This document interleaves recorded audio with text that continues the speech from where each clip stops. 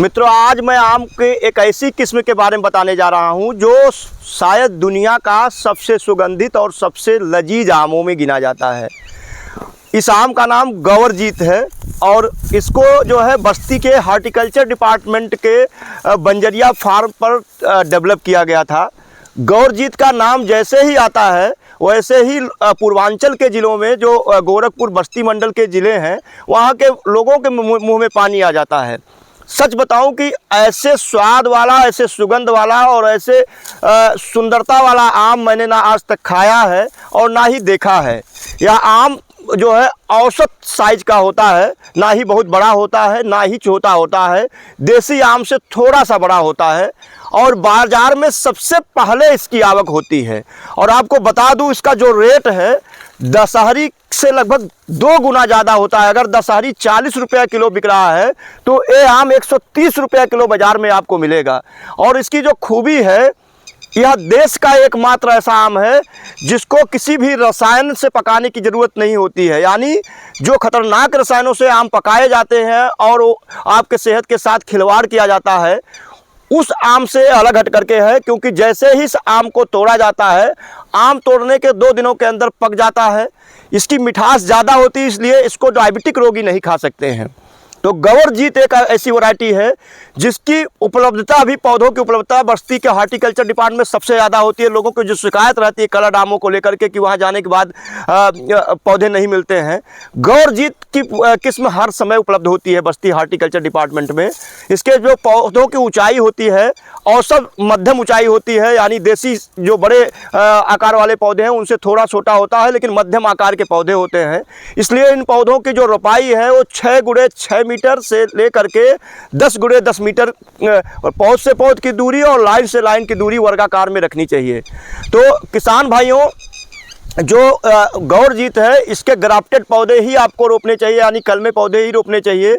और जब आप पौधे की रोपाई करने चाहते हो तो आप अप्रैल से मई महीने में गड्ढों की तैयारी कर लें। गड्ढों की तैयारी को लेकर के हमने प्रगतिशील किसान राममूर्ति मिश्रा जी से एक वीडियो बनाया था और उसमें दिखाने की कोशिश की थी कि कैसे गड्ढा बनाया जाता है, कैसे उसमें खाद उर्वरक मिलाया जाता है, कैसे उसकी ढकाई की जाती है और कैसे रोपा जाता है।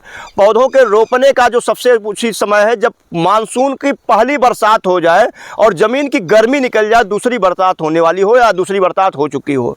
तो जून के लास्ट या जुलाई के पहले सप्ताह से लेकर के सितंबर अक्टूबर महीने में इस पौधे के रोपाई का सबसे अच्छा समय होता है।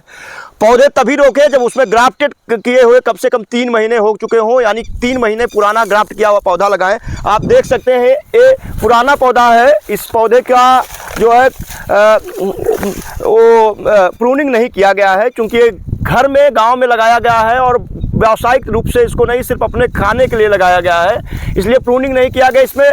और एक ऐसी वैरायटी है जो प्रति वर्ष फलत देती है।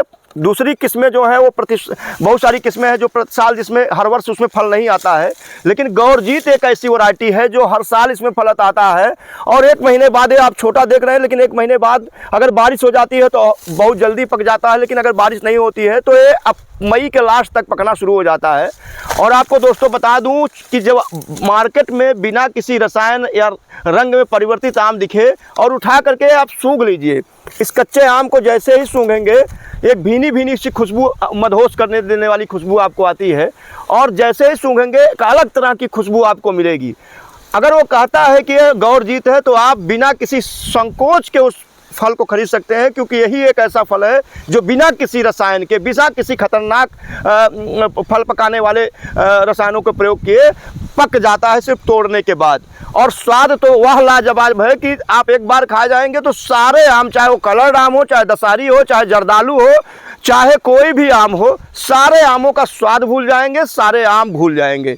और इसको यूपी गवर्नमेंट ने गोरखपुर बस्ती मंडल के लिए जीआई टैगिंग के लिए भी अप्लाई किया है। हो सकता है जीआई टैगिंग का अप्रूवल भी मिल गया है, मुझे इसकी लेटेस्ट अपडेट प्राप्त नहीं है, लेकिन जल्द ही ये पूर्वांचल का जीआई टैग प्राप्त आम हो जाएगा। जैसे कि भागलपुर और बिहार के अन्य क्षेत्रों में जर्दालू आम को जीआई टैग प्राप्त है, ऐसे ही गौरजीत को भी उपलब्धि मिलने वाली है। तो अगर आप गौरजीत को अपने खेत में उगाना चाहते हैं व्यावसायिक, आपको बता दें कि मैंने पहले भी बताया कि इसका रेट आमतौर पर दूसरे आम चाहे वो सफ़ेदा हो, लंगड़ा हो, उस समय तो ये ख़त्म हो जाता है, क्योंकि सबसे पहले मार्केट में आता है, सबसे पहले पकता है और सबसे पहले ख़त्म हो जाता है, और सबसे ज़्यादा रेट यानी 2 से 3 गुना ज़्यादा रेट मिलता है। तो व्यावसायिक रूप से इस आम को उगाने के लिए सबसे अच्छा माना जाता है। 1 मई है और 1 महीने बाद ये फल मार्केट में इसके पहले भी आ जाएगा, क्योंकि इस पौधे की देखभाल सही से नहीं हो रही है। जहाँ समय से खाद पानी दिया जाता है, निराई गुड़ाई होती है और पोषक तत्व तो दिया जाता है, वहाँ पर आम पकने की स्थिति में आ गए होंगे। और कुछ जगहों पर गौरजीत का जो आम पका हुआ बिकना भी शुरू हो गया, मार्केट में बस्ती में भी मिलना शुरू हो गया है। अभी मैंने कल पूछा था तो 150 रुपये प्रति किलो मिल रहा था।